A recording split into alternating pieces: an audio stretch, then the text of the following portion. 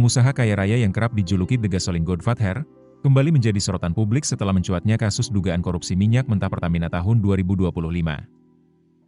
Bahkan, namanya juga disebut-sebut secara terang-terangan oleh 3 Menteri Ekonomi Prabowo sebagai mafia migas saat terjadi demonstrasi besar-besaran belum lama ini.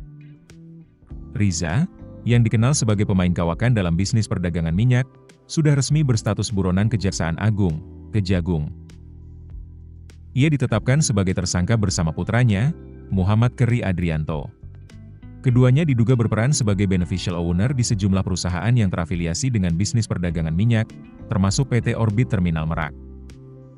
Istilah beneficial owner merujuk pada individu yang sebenarnya mengendalikan suatu perusahaan, meskipun kepemilikan formal saham terdaftar atas nama pihak lain. Nama Riza Khalid sendiri sudah lama dikenal sebagai salah satu pengusaha besar di sektor minyak dan gas, migas, Indonesia. Ia memiliki peran penting dalam mengatur arus impor minyak untuk memenuhi kebutuhan dalam negeri. Sumber utama kekayaan Riza berasal dari bisnis impor minyak. Ia terafiliasi dengan sejumlah perusahaan energi, di antaranya Global Resources Energy dan Gold Manor. Kedua perusahaan tersebut pernah menjadi perantara bagi Pertamina Energy Trading Limited, Petral, untuk membeli minyak campuran bernama Zatapi. Saat itu, Petral masih menjadi anak usaha Pertamina yang berbasis di Singapura, sebelum akhirnya dibubarkan. Dalam laporan kajian restrukturisasi Pertamina 8 tahun lalu, Global Energy bahkan tercatat sebagai pemasok terbesar minyak mentah ke Pertamina Energy Services Ltd, dengan kontribusi mencapai 33,3%.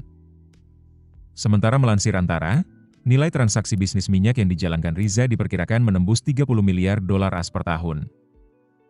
Dari gurita bisnis tersebut, kekayaan pribadinya ditaksir mencapai 415 juta dolar AS, sehingga menempatkannya di posisi ke-88 dalam daftar orang terkaya dunia versi majalah Globe Asia tahun 2015.